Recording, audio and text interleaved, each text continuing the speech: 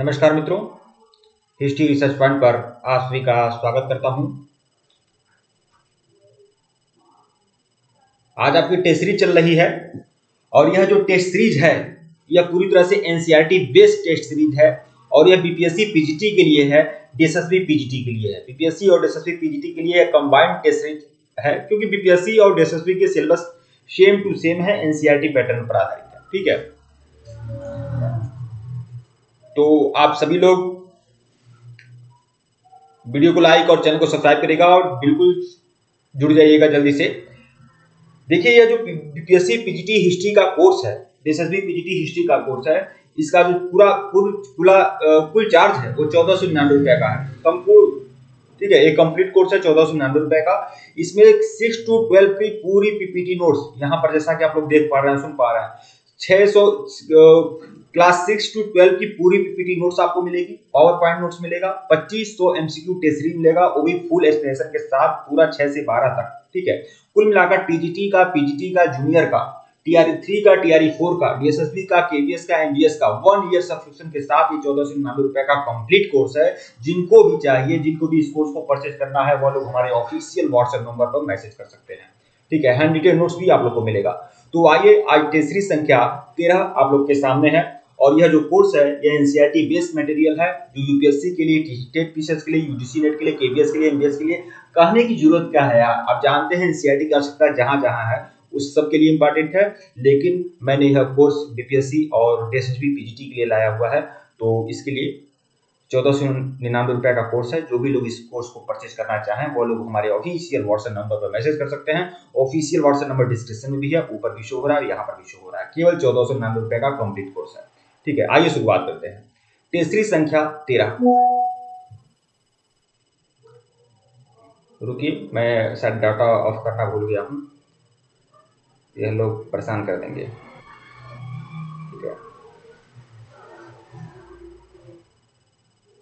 हाँ, test series संख्या 13।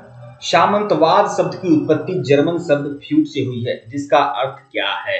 एकदम टिपिकल प्रश्न मैं आप लोग के सामने लाया हूं, एकदम इंपॉर्टेंट महत्वपूर्ण प्रश्न आप लोग के सामने लाया हूं। ये जितने भी प्रश्न हैं एनसीईआरटी बेस्ड प्रश्न है और यह जो प्रश्न आप लोग को मैं दे रहा हूं 3 ऑर्डर से संबंधित प्रश्न है। ये मतलब यह आपका चैप्टर है विश्व कक्षा 11 क्लास 11 विश्व इतिहास के कुछ विषय का चैप्टर है, 3 वर्ग 3 ऑर्डर, उससे संबंधित यह आपका चैप्टर है, उसकी टेस्ट सीरीज चल रही है।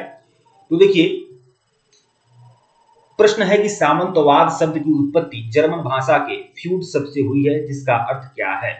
उच्च वर्ग के लोग, भूमि का टुकड़ा या एक अमीर आदमी। एकदम टिपिकल इंपॉर्टेंट प्रश्न है। ठीक है,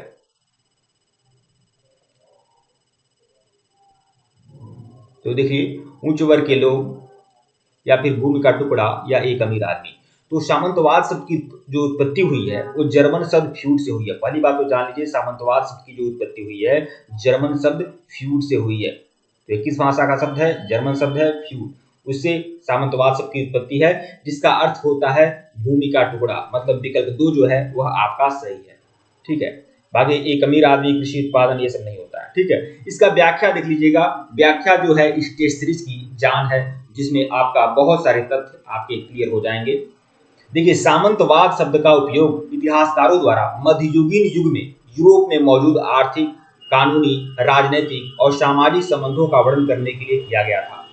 सामंतवाद जर्मन शब्द फ्यूड से उत्पन्न, जिसका अर्थ है भूमि का एक टुकड़ा।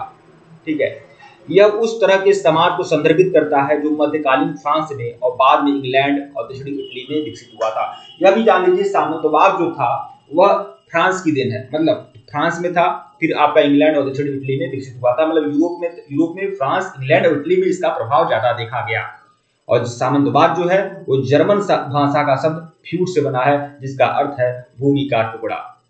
यह प्रश्न बहुत ज्यादा इंपॉर्टेंट है, ध्यान में इसे रखिएगा। अगला प्रश्न आप लोग देखिए, अगला प्रश्न आप लोग के सामने है। निम्नलिखित में से कौन सी पुनर्जागरण युग की विशेषता नहीं है? पुनर्जागरण युग की विशेषता कौन सी नहीं है, यह आपको बताना है। पुनर्जागरण युग की विशेषता कौन सी नहीं है? मानवतावाद, सामंतवाद, तर्कवाद और वैज्ञानिक मन स्थिति। देखिए पुनर्जागरण में क्या हुआ था, पुनर्जागरण काल की विशेषता क्या है। पहली बात तो पुनर्जागरण काल की विशेषता देखिए कि पुनर्जागरण काल में एक महत्वपूर्ण परिवर्तन आया था समाज में। और जो अच्छी बातें थी उसमें बहुत सारे समाज सुधारक आए, जिसमें वाल्टेयर, मॉन्टेस्क्यू, रूसो, ठीक है, माइकल एंजेलो, रॉफेल, ठीक है, लियोनार्डो दा विंची, ये समाज सुधारक भी थे, चित्रकार और गायक संगीतकार सब भी थे, ये कलाकार भी थे और समाज को सुधारने का भी प्रयत्न कर रहे थे, ठीक है। तो यह सब लोग क्या थे, किसके समर्थक थे, ये मानवतावाद के समर्थक थे, ये तर्कवाद के समर्थक थे और ये वैज्ञानिक सोच के समर्थक थे, वैज्ञानिक मनस्थिति के। लेकिन पुनर्जागरण युग की विशेषता क्या नहीं है, तो सामंतवाद पुनर्जागरण युग की विशेषता नहीं है। विकल्प 2 जो होगा वह आपका सही होगा, ठीक है। व्याख्या देख लीजिएगा, व्याख्या गजब है और व्याख्या जो है वह कई सारे तथ्यों को लेकर सामने आ जाता है। देखिए पुनर्जागरण शब्द का अर्थ जो होता है वह होता है पुनर्जन्म या पुनरुत्थान, ठीक है।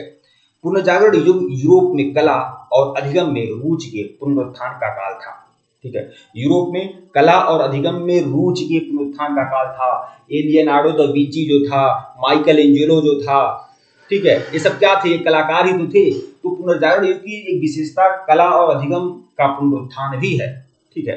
पुनर्जागरण युग की प्रमुख विशेषता इस प्रकार है, क्या क्या विशेषता है, देखिए मानवतावाद। अब देखिए मानवतावादी जो होते थे वह मानवतावाद के समर्थक थे, ठीक है। यह जटिलता के समर्थक नहीं थे, ये धर्म मान्यता के समर्थक नहीं थे, ये मानवतावाद के समर्थक थे। और यही मानवतावादी जो थे ये चर्च और पादरियों के खिलाफ आवाज को बुलंद किए थे। और जब चर्च और पादरी जो अनैतिक आचरण करते थे, चर्च और पादरी जो क्षमा पत्र देते थे, भाई पादरी उस समय क्षमा पत्र देता था, कोई कितना भी बड़ा पाप कर ले पादरी से, पोप से कुछ रकम दे दे, पोप को कुछ पैसे दे दे और पोप उसको क्षमा पत्र देते थे, मतलब क्षमा पत्र देकर पाप को मुक्त कर देता था पादरी। यह धर्मान्धता यूरोप में फैली हुई थी। तो मानवतावादी इसके भी क्या थे, विरोधी थे। तो देख लीजिए मानवतावाद क्या है, यह एक सांस्कृतिक आंदोलन था जिसने 14वीं सदी में इटली में आकार लेना शुरू कर दिया। मानवतावाद ने इस विचार को बढ़ावा दिया कि मनुष्य अपने स्वयं के ब्रह्मांड का केंद्र है, ठीक है, केंद्र है और मानव जाति की भलाई के लिए शिक्षा, शास्त्रीय कला और विज्ञान में प्रगति को स्वीकार किया जाना चाहिए। मतलब जो भी कुछ होना चाहिए मानव जाति की भलाई के लिए किया जाना चाहिए। अब देखिए तर्कवाद एक दार्शनिक आंदोलन है जो पुनर्जागरण के दौरान तेजी से प्रकाशित हुआ। तर्कवादियों ने अंधविश्वास का विरोध किया और विभिन्न चीजों को समझाने के लिए तार्किक कारणों की खोज की। मतलब कुछ भी ऐसी बातें हों तो उसका तर्क होना चाहिए। इसमें भावी पीढ़ियों को अधिक तार्किक और वैज्ञानिक उत्तर खोजने में भी मदद मिली थी। अगला प्रश्न देखिएगा, जन्म से किन संपदाओं को विशेषाधिकार प्राप्त था। कुल मिलाकर 3 एस्टेट की कल्पना की गई थी। 3 एस्टेट की बातें थी कि जो यूरोपीय समाज है वह 3 भागों में विभाजित था। जैसा कि हमने बताया था पिछले वीडियो में, जब मैं लेक्चर्स वीडियो करा रहा था उसमें बताया कि यूरोपीय समाज जो है 3 भागों में विभाजित था। एक था पादरी, ठीक है, और एक अभिजात वर्ग मतलब कुलीन वर्ग, ठीक है, और एक आपका कृषक वर्ग, ठीक है। तो जन्म से किन संपदाओं को विशेषाधिकार प्राप्त थे, तो अब विशेषाधिकार किसे मिला था, पादरियों को मिला था और कुलीन वर्ग को मिला था। तीसरी जो संपदा थी, तीसरा जो स्टेटस था वह आपका कृषकों का था। तो कृषकों को विशेषाधिकार थोड़ी मिला था, कृषक को तो मिला नहीं था, तो किसको मिला था, पादरी और कुलीन को। मतलब विकल्प 4 दोनों में से 1 और 2 दोनों, ठीक है। तो विकल्प 4 जो है आपका सही है। व्याख्या देख लीजिएगा इसका, मध्य युग में प्रारंभिक आधुनिक यूरोप तक ईसाई जगत में उपयोग किए जाने वाले सामाजिक पदानुक्रम के 3 संपदा मतलब चरण, 3 स्टेट, ठीक है, 3 संपदाएं व्यापक आदेश थे, ठीक है। वो 3 संपदाएं कौन था, पादरी, अभिजात और कुलीन वर्ग। समाज के सदस्यों को संपदा में विभाजित किया गया। संपदा का मतलब वर्ग है, ठीक है, संपदा में विभाजित किया गया था। प्रणालियां समय के साथ विकसित और विभाजित होती गई। फ्रांसीसी समाज 3 संपदाओं में विभाजित था, पादरी, कुलीन और कृषक वर्ग। 3 संपदाओं में पूरा यूरोपीय समाज जो था वह विभक्त था। और विशेषाधिकार किसको मिला था, विशेषाधिकार मिला था पादरी एवं अभिजात वर्ग को कुलीन वर्ग भी कहा जाता था। अगला प्रश्न देखिएगा, सामंत समाज की 3 व्यवस्थाएं कौन सी हैं? वही प्रश्न है सीधे सीधे, 3 व्यवस्थाएं या 3 संपदाएं या 3 वर्ग, बात वही है। तो सामंत समाज की 3 व्यवस्थाएं कौन सी थी? एक पुरोहित वर्ग था, एक कुलीन वर्ग था और एक कृषक वर्ग था। यही 3 वर्ग थे सामंतवादी समाज में। तो विकल्प 3 जो है वह आपका सही है। इसकी व्याख्या देख लीजिएगा। फ्रांसीसी पुरोहित वर्ग इस अवधारणा में विश्वास करते थे कि लोग उनके काम के आधार पर 3 व्यवस्थाओं में से एक सदस्य थे। फ्रांसीसी पुरोहित वर्ग इस अवधारणा में विश्वास करते थे कि लोग उनके काम के आधार पर 3 व्यवस्थाओं में से एक के सदस्य थे। मतलब पूरा जो समाज है कोई एक का सदस्य है 3 व्यवस्थाओं में से। ठीक है। समाज को 3 वर्ग मोटे तौर पर पादरी, पहला वर्ग पादरी था, फिर आपका दूसरा कुलीन था और तीसरा कृषक मतलब किसान था। ठीक है। यह आपका 3 वर्ग थे। पादरियों ने स्वयं को समाज के सर्वोच्च वर्ग श्रेणी में रखा। पादरियों ने जब समाज बनाया, 3 वर्ग में विभाजित किया, तो अपने आप को क्या माना? सबसे सर्वोच्च वर्ग श्रेणी में पादरियों ने स्वयं को रखा। इस प्रकार एक बहुत ही शक्तिशाली संस्था थी जो राजा पर निर्भर नहीं रहती थी। और ये जो पादरी होते थे ना, यह राजा पर निर्भर नहीं थे।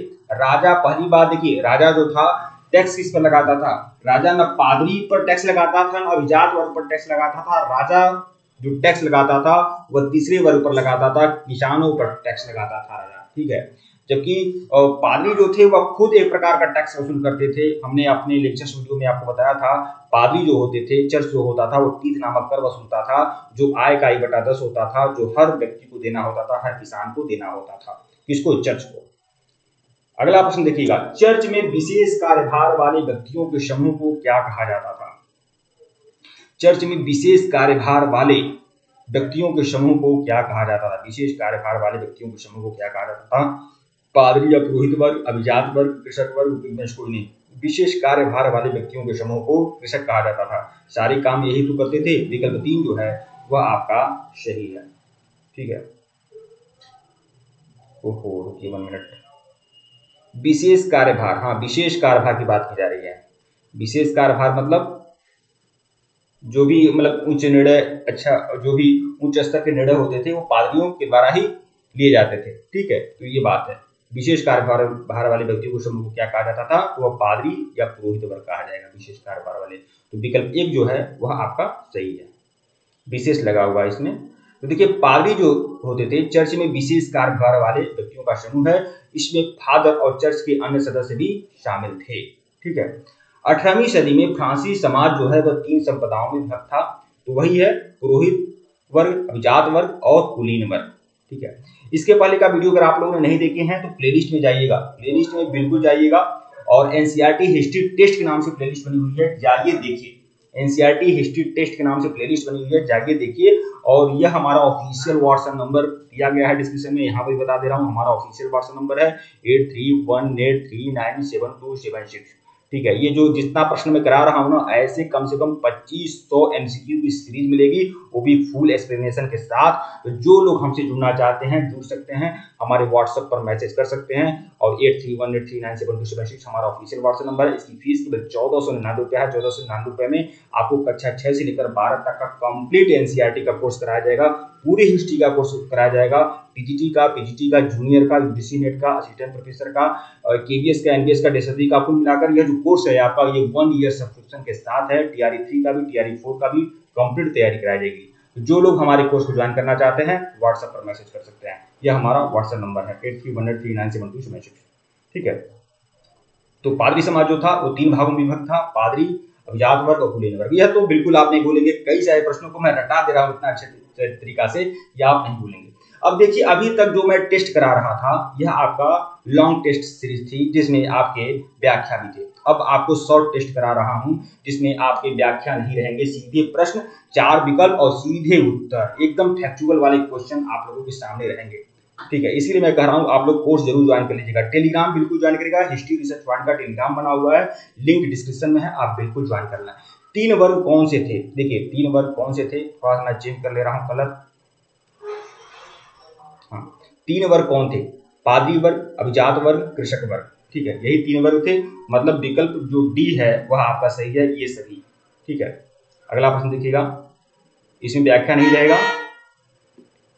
प्रश्न संख्या 2 देखिएगा, 9वीं से 16वीं सदी के मध्य पश्चिमी यूरोप में निम्नलिखित में से कौन सा वर्ग प्रचलित नहीं हुआ? तो 9वीं से 16वीं सदी के मध्य पश्चिमी यूरोप में कौन सा वर्ग प्रचलित नहीं हुआ? तो 3 वर्ग ही थे, पादरी वर्ग, अभिजात वर्ग और कुलीन वर्ग। तो पादरी वर्ग तो प्रचलित हुआ था, कुलीन वर्ग भी था, कृषक वर्ग भी था, क्या नहीं था? तो व्यापारी वर्ग, यह प्रचलित नहीं हुआ था। कुल मिलाकर यह जान लीजिए, ये वर्ग वाला जो सिस्टम था यूरोप में, ये 9वीं से 16वीं सदी के मध्य था। ठीक है, अगला प्रश्न देखिएगा, प्रश्न संख्या 3 देखिएगा, निम्नलिखित में से कौन सा वर्ग तत्कालीन फ्रांस की सामाजिक श्रेणी से संबंधित नहीं था? एकदम मैं पिछली बार आपका परफॉर्मेंस जो भी रहा हो, बीपीएससी टीआरई 2.0 में जो भी लोग बैठे हुए थे उनका परफॉर्मेंस जो भी रहा हो, लेकिन इस बार का परफॉर्मेंस एकदम करिश्माई रहेगा आप लोगों का। ठीक है, क्योंकि एकदम ढूंढ ढूंढ कर मैं प्रश्न ला रहा हूं। अब खुद सोच लीजिए, एक चैप्टर को कई तरह से मैं कंप्लीट कराने का कोशिश कर रहा हूं ताकि कोई कसर न छूटे, एकदम एग्जाम हॉल में बेहतर प्रदर्शन हो, उत्तम ही नहीं सर्वोत्तम प्रदर्शन हो, यह मेरा प्रयास रहेगा आप लोगों के लिए। ठीक है, प्रश्न संख्या 3 देखिएगा, निम्नलिखित में से कौन सा वर्ग तत्कालीन फ्रांस की सामाजिक श्रेणी से संबंधित नहीं है? पादरी वर्ग है, अभिजात वर्ग है, कृषक वर्ग भी है, क्या नहीं शामिल है? देखिए, फ्रांस की पादरी वर्ग भी है, अभिजात वर्ग भी है, कृषक वर्ग भी है, श्रमिक वर्ग आपका नहीं शामिल है, विकल्प सी। ठीक है, प्रश्न 5 देखिएगा, निम्नलिखित मध्यकालीन यूरोपीय समाज कितने वर्गों में विभाजित था? हमने बताया था यूरोपीय पादरी वर्ग, अभिजात वर्ग, कुलीन वर्ग, 3 वर्गों में विभाजित था, विकल्प बी जो है वह आपका सही है। प्रश्न संख्या 6 देखिएगा, फ्यूड का अर्थ क्या है? जर्मनी, जमीन का टुकड़ा, खेतों में काम करने वाले लोग, या राजनीतिक संबंध, या जर्मन की प्रजाति। तो फ्यूड जो है वह जर्मन भाषा का शब्द है जिसका मतलब होता है भूमि का टुकड़ा। भूमि का टुकड़ा, हाँ, ये भूमि का, जमीन का टुकड़ा, भूमि का टुकड़ा, भूमि कहिए, जमीन का टुकड़ा को कहिए, विकल्प जो है आपका सही है। और फ्यूड किस भाषा का शब्द है ये भी ध्यान रखिएगा, फ्यूड जो है वह जर्मन भाषा का शब्द है, फ्यूड। प्रश्न संख्या 7 देखिएगा, सामंतवाद शब्द की उत्पत्ति फ्यूड से हुई है, जो निम्नलिखित में से किस भाषा का शब्द है? जर्मन है, लैटिनी है, फ्रांसीसी है, या चीनी है? तो यह जर्मन भाषा का शब्द है, विकल्प ए जो है वह आपका सही है, जर्मन भाषा का शब्द है। प्रश्न 8 देखिएगा, चर्च किसानों पर जो कर लगाता था उसे क्या कहते थे? बताइए, चर्च किसानों पर जो कर लगाता था उसे कहते थे, फीफ कहते थे, टीथ कहते थे, एवी कहते थे, या टेरी कहते थे?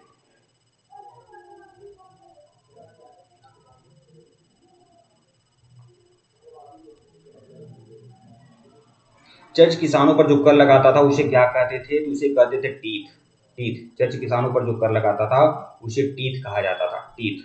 ठीक है, जो 1/10 होता था, मतलब कुल आय का 1/10 होता था, चर्च लगाता था किसानों पर, और इसे बोलते थे टीथ कर बोला जाता था। तो विकल्प बी जो है आपका सही है। प्रश्न संख्या 9 देखिएगा, लाड़ पर न्यायिक अधिकार था, लाड़ पर न्यायिक अधिकार था। तो लाड़ जो था मतलब सामंत जो था, किस पर न्यायिक अधिकार जताता था? अपना गरीबों पर, राज्य पर, कृषक पर, प्रजा पर? तो कृषक पर ही जताता था, क्योंकि जो कृषक होते थे वह सप्ताह में 3 या 4 दिन जाकर लार्ड की जमीन पर काम करते थे भाई। ठीक है, वर्ष में 40 दिन उनको सेना बनकर रहना पड़ता था, सैनिक सेवा देनी पड़ती थी लार्ड के लिए। तो ये सब बाध्यताएं थी। तो लार्ड पर न्यायिक अधिकार किसका था? कृषक वर्ग का था, विकल्प 2 जो है, विकल्प सी जो है आपका सही है। प्रश्न संख्या 10 देखिएगा, कुलीन वर्ग को निम्नलिखित में से कौन सा विशेषाधिकार प्राप्त नहीं था? बताइए, कुलीन वर्ग को कौन सा विशेषाधिकार नहीं प्राप्त था? अपनी सेना रखना, बिल्कुल, सेना तो रखते थे। कृषकों से बेगार लेना, बिल्कुल, सप्ताह में 3 या 4 दिन काम करना पड़ता था, और वर्ष में कम से कम 40 दिन सैनिक सेवा देनी पड़ती थी। ये दोनों बातें मत भूलिएगा। अपने अपने नोट्स में इस बात का मैं जिक्र भी किया हूं और लेक्चर्स वीडियो में बताया हूं। अपने सिक्के जारी करना, यह भी आपका था, विशेषाधिकार था कुलीन वर्ग का। क्या नहीं था? तो चर्च पर कर लगाना, चर्च पर कर लगाना यह इनका विशेषाधिकार नहीं था। इनकी औकात नहीं थी कुलीन वर्ग की कि चर्च पे कर लगाएं, बल्कि चर्च जो था ना वो कुलीन वर्ग से भी टैक्स लेता था। ठीक है, कुलीन वर्ग से भी टैक्स ले लेता था चर्च। तो विकल्प डी जो है आपका सही है, चर्च पर कर लगाना यह इनका विशेषाधिकार नहीं था।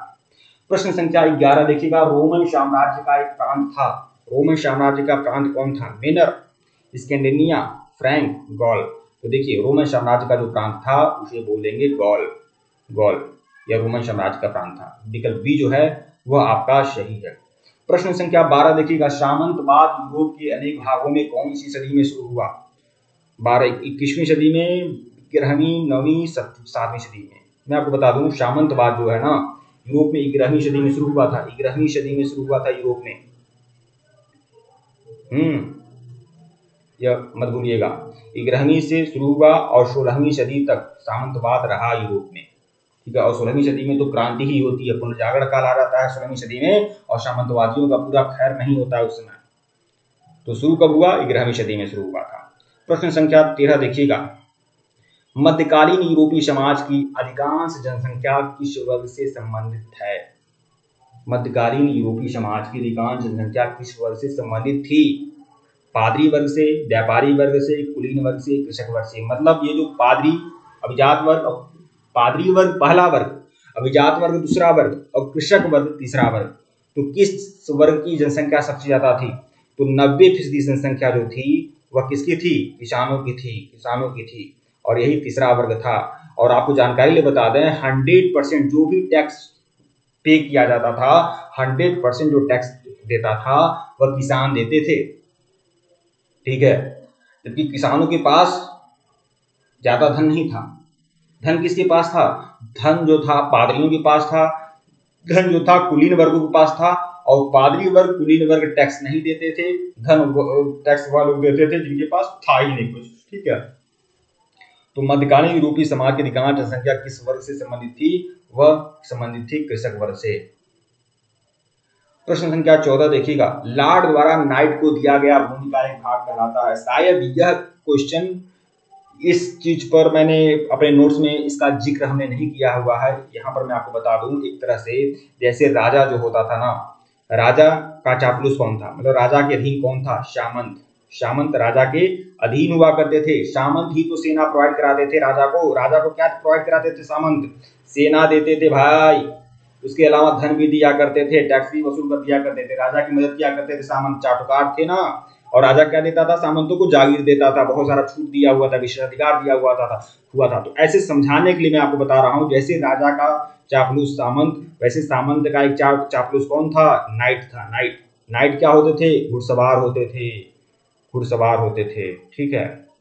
तो जैसे राजा सामंतों को जागीर दिया हुआ था, वैसे सामंत जो थे वह नाइट वर्ग को, घुड़सवार वर्ग को एक जागीर दिए हुए थे, जिसको कहा जाता था फीफ। विकल्प सी जो है आपका सही है। लॉर्ड द्वारा नाइट को दिया गया भूमि का एक भाग होता था जिसे फीफ कहा जाता था, मत भूलिएगा आप लोग, ठीक है। विकल्प सी जो है आपका सही है। ऐसे ही मैं कह रहा हूं, ऐसे ऐसे कम से कम 2500 एमसीक्यू की सीरीज मिलेगी, एकदम रगड़ कर पढ़ लीजिए, कुछ भी एक छूटेगा नहीं। और मैं इस बात के लिए मैं पूरी तरह से आश्वस्त हूं, आप पूरे यूट्यूब पे भटक जाएंगे बीपीएससी पीजीटी की हिस्ट्री के लिए, आपको इसी चैनल पे आना पड़ेगा। जैसे सूरदास का एक दोहा है, याद होगा, जैसे उड़े जहाज को पंछी फिर जहाज पर आवे। ऐसे क्या होता है, समुद्र में, बीच समुद्र में अगर कोई पंछी होता है ना, और अगर वह किसी पानी के जहाज पर, कोई पंछी बैठा हुआ है बीच समुद्र में, और एक बार वह उस पानी के जहाज से अगर उड़ जाएगा तो दूर दूर तक भटकता रहेगा और अंतिम में उसी जहाज पर आएगा, क्योंकि कहीं पर उसे बैठने का आश्रय नहीं मिलेगा। तो यह बात आप जान लीजिए। एक तरह से मैं मनोरंजन में बात है बोल रहा हूँ, बाकी कोई बात नहीं है। तो इसीलिए मैं कह रहा हूँ, मैं यह कहना चाहता हूँ बीपीएससी पीजीटी हिस्ट्री के लिए बेहतरीन तैयारी आपको इस चैनल पे आपकी हो जाएगी। प्रश्न संख्या 12 देखिएगा, लॉर्ड जो जमीन का टुकड़ा नाइट को देता था वह क्या कहलाता था? तो उसे कहा जाता था फीफ। विकल्प सी जो है वह आपका सही है। प्रश्न संख्या 16 देखिएगा, कृषक दासों पर निम्नलिखित में से कौन सा प्रतिबंध लगा हुआ था? कृषक दास हमने आपको पिछले वीडियो में अपने वीडियो में बताया हुआ था। जो तीसरा वर्ग जो था ना वो कृषकों का था, कृषकों का था तीसरा वर्ग, ठीक है। इनकी आबादी बहुत अच्छी होती थी, आबादी बहुत ज्यादा थी, 90% आबादी कृषक वर्ग की थी। यही क्या थे? यही तीसरा वर्ग थे, ठीक है, तीसरा वर्ग थे, ठीक है। तो कृषक वर्ग में दो तरह के लोग थे, एक थे स्वतंत्र कृषक, स्वतंत्र कृषक, ठीक है, जिनकी अपनी भूमि होती थी और भूमि से उसका जितना भी उनका कुछ अन्न धन जो भी कुछ होता था, भूमि से जो भी पैदावार होती थी उसका वो टैक्स पे कर देते थे, ठीक है। और सप्ताह में 3 या 4 दिन जाकर वह लॉर्ड की भूमि पर भी काम करते थे, ठीक है। वर्ष में 40 दिन जाकर वो सैनिक सेवा भी देते थे, उसके बाद वह स्वतंत्र होते थे, इसलिए इनको स्वतंत्र कृषक कहा गया, ठीक है। और एक होते थे श्रमिक, एक होते थे श्रमिक दास, ठीक है, जिसे सर्फ भी कहा जाता है, ठीक है। तो 2 तरह के किसान थे। तो ये श्रमिक दास जो थे ये पूरी तरह से आजीवन जन्मजात हमेशा के लिए मरणोपरांत तक वह किसके गुलाम होते थे? वह सामंतों के गुलाम होते थे। ठीक है, तो उसी कृषक दास के बारे में बात की जा रही है। कृषक दासों पर निम्नलिखित में से कौन सा प्रतिबंध लगा हुआ था? ठीक है, इसे थोड़ा सा मिटा देते हैं। कृषक दासों पर कौन सा प्रतिबंध लगा हुआ था, इसे हम समझ लेते हैं अच्छी तरीका से। देखिए, कृषक दासों पर कौन सा प्रतिबंध लगा था? वे सामंत की अनुमति के बिना उसकी जागीर को नहीं छोड़ सकते थे। ठीक है, तो ये आपका सही नहीं है। ठीक है, वे अपने पुत्र पुत्रियों का विवाह सामंत की अनुमति के बिना नहीं कर सकते थे।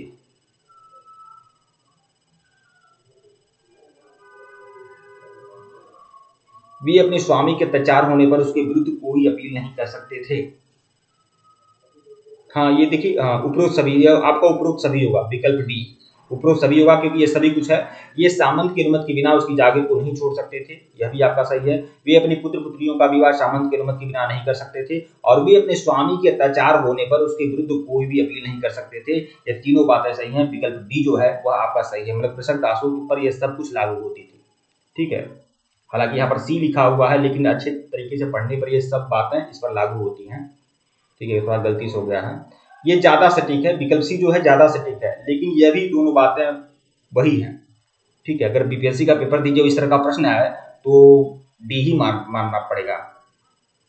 प्रश्न संख्या 17 देखिएगा, यूरोप में पूर्ण राजशाही का उदय कब हुआ था? पूर्ण राजशाही का उदय कब हुआ था, मतलब सामंतवाद का अंत हो गया, पूरी तरह से पावरफुल शासन राजा के पास आ गया था। जैसे आप लुई 14वां के बारे में जानते हैं, 15वीं सदी का फ्रांस का एक शासक था लुई 14वां। लुई 14वां कहता था मैं ही राज्य हूं और मेरे शब्द ही कानून है।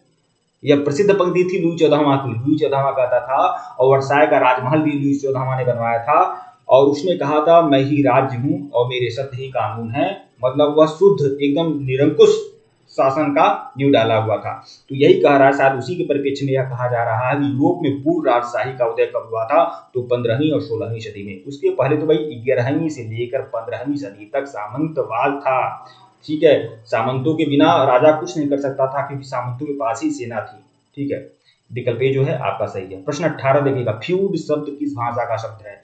जर्मनी है, फ्रेंच है, अंग्रेजी है या फारसी है? किस भाषा का शब्द है फ्यूड? मत भूलिएगा, अगर इस तरह के क्वेश्चन अगर आप भूल जा रहे हैं तो बात तो सही नहीं है। ठीक है, तो फ्यूड किस भाषा का शब्द है? जर्मनी भाषा का शब्द है, जर्मन भाषा का शब्द है फ्यूड, जिसका मतलब क्या होता है? भूमि का टुकड़ा। भूमि का टुकड़ा।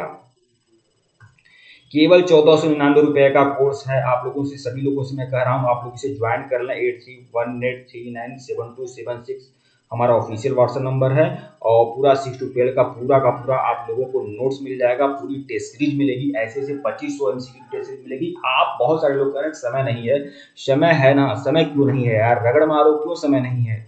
मैं तैयारी कराऊंगा ना आप लोगों की, और पूरा ये 1 ईयर सब्सक्रिप्शन के साथ है। प्रश्न 19 देखिएगा, ईसा मसीह का जन्मदिन कब मनाया जाता है? 25 दिसंबर को, 6 अप्रैल को, 26 जनवरी को, 15 अक्टूबर को। ईसा मसीह का जन्मदिन मनाया जाता है 25 दिसंबर को। विकल्प ए जो है आपका सही है। प्रश्न संख्या 20 देखिएगा, फ्यूड शब्द से क्या अभिप्राय है? बहुत ज्यादा इंपॉर्टेंट है शब्द है ये फ्यूड। फ्यूड किस भाषा का शब्द है? जर्मन भाषा का शब्द है, इसका मतलब होता है भूमि का एक टुकड़ा। विकल्प बी जो है वह आपका सही है। प्रश्न संख्या 21 सबसे लास्ट क्वेश्चन, विलियम प्रथम कौन था? ड्यूक ऑफ एक्सेट थे, नारमंडी के ड्यूक थे, ड्यूक ऑफ समरपेट थे, या इनमें से कोई नहीं? विलियम प्रथम जो था वह नारमंडी के ड्यूक थे। नारमंडी के ड्यूक थे, या ड्यूक का मतलब सूबेदार समझिए, जो हमारे वहाँ सूबेदार हुआ करते थे, मतलब एक सूबे के मालिक होते थे, उसे ड्यूक कहा जाता है। तो नारमंडी के ड्यूक थे विलियम प्रथम। विकल्प बी जो है वह आपके सही है, विकल्प बी। ठीक है मित्रों, वीडियो को लाइक और चैनल को सब्सक्राइब करेगा, टेलीग्राम को बिल्कुल ज्वाइन करेगा, लिंक डिस्क्रिप्शन में दिया गया। अगर इसके पहले का वीडियो नहीं देखे हैं तो प्लेलिस्ट में जाइएगा, एनसीईआरटी हिस्ट्री टेस्ट के नाम से प्लेलिस्ट बनी हुई है, जाइएगा देखिएगा। ठीक है मित्रों, धन्यवाद आप लोग को।